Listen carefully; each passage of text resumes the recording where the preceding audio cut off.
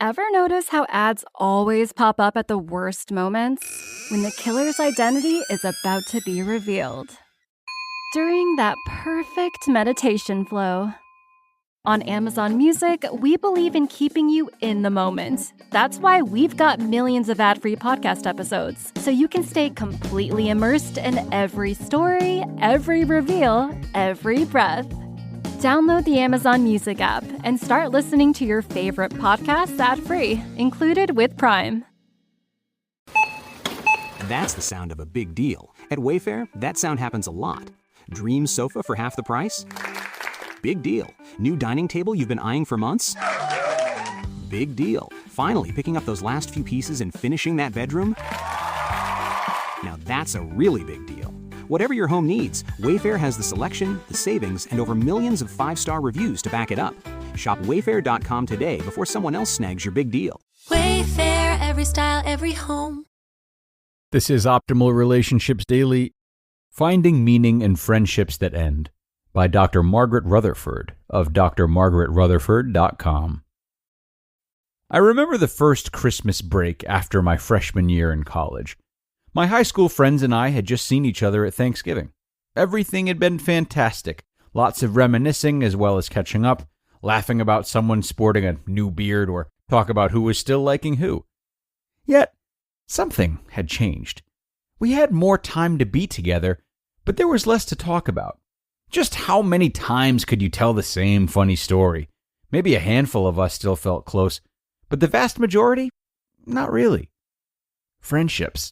Some abide through thick and thin. No matter what happens in your life, no matter if you go through a time when you are not all that easy to like, that friend is sticking around. These are the friends that will tell you the truth, even when it hurts. And you know that when and wherever they needed you, you'd be there, no questions asked, and vice versa. These kinds of friends are of unmeasurable value. But other friendships don't endure. Perhaps the friendship doesn't survive losing the context of how it began. Maybe it dwindles because both of you change in some way and the fit isn't as tight or as comfortable as it used to be. Or maybe one of you slams the door and walks out of the friendship, either in anger and hurt, or perhaps more jarringly, for no apparent reason at all. Friendships that painfully end. My Other Ex. A few years ago, I read a wonderful anthology about female friendships. My Other Ex, Women's True Stories of Leaving and Losing Friends, compiled by Jessica Smock and Stephanie Springer. It features essays by both women who found themselves abandoned by a once treasured friend, as well as the women who ended the friendships. I was more than eager to read it, because it had happened to me. I had had a very good friend end our 35-year-old friendship. We'd laughed over the years that we'd be together in our rockers, me at 90 and her 91, always an important detail, cussing like sailors because we couldn't hear each other. I have many wonderful memories of the years of friendship that I thought would last a lifetime. My kindred spirit opted out with no explanation other than, I, meaning her, am a bad person.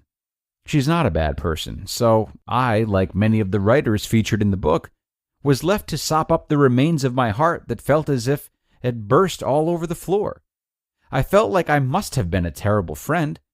I traced over and over our past, trying to find the first sign that she had been backing off.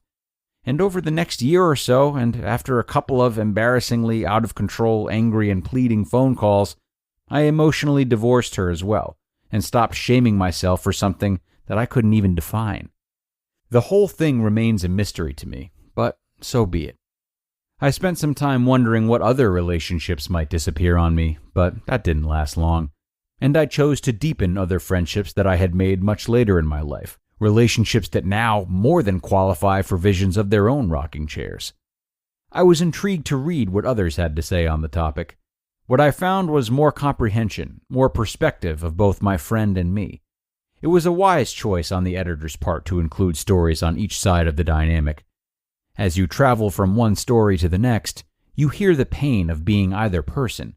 You can feel the self-doubt and confusion of the one left behind, as well as the guilt of the one choosing to go.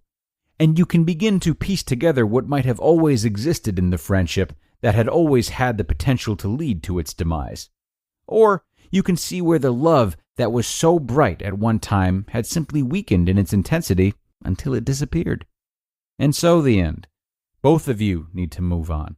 Fear or anger or sadness or distrust or hurt can keep you stuck. The meaning of friendships that end. The emotional dilemma seems to be discovering the meaning in a relationship, even after it ends, and not viewing it as a waste of time or a mistake now that it's over. As with a divorce, intimate friendships that end remain an important part of the fabric of your life. You learned, you grew, you laughed, and you cried.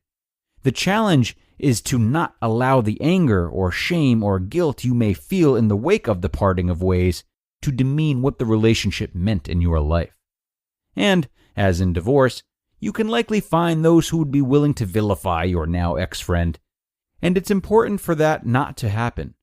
You can certainly be open to hearing what other trusted friends' views are. Maybe they saw something you didn't see.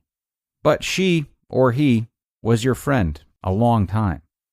It was intriguing to learn that many of the friendships described in the book were reconciled after the story was told. Perhaps that's a statement about the idea that time can heal, or that misperception and misunderstanding can be resolved with responsible effort and sincerity. Other friendships that have been lost won't have that chance. They have to be grieved. Their time is past. Whether you or the other did the letting go, you can go on. You just listened to the post titled, Finding Meaning in Friendships That End, by Dr. Margaret Rutherford of drmargaretrutherford.com. And thank you so much to Dr. Margaret for this one. I really liked her content today, as I always do. And while I hope you enjoyed it as well, my real hope is that at the very least, it reaffirmed for you the immense value there is in both sharing our own stories and listening intently to the stories of others, listening openly, and in a way that is free of both judgment and concern for our own egos, if that makes sense. Though it's not easy to be vulnerable in this way all the time, providing others with the kindness, the understanding, and sense of safety that encourages them to do so only helps the process along. And don't forget that storytelling is one means of healing and relating we have as humans that other species don't. It's really critical to who we are, in a psychological sense, in an artistic sense, and so on and so forth. So be sure to lean into it and keep storytelling alive. But that's it for me today, everybody. As always, I thank you for joining and supporting the show. Your listenership is always appreciated, I assure you. Now have a great rest of your day and be sure to come on back tomorrow for more. That's where your optimal life awaits.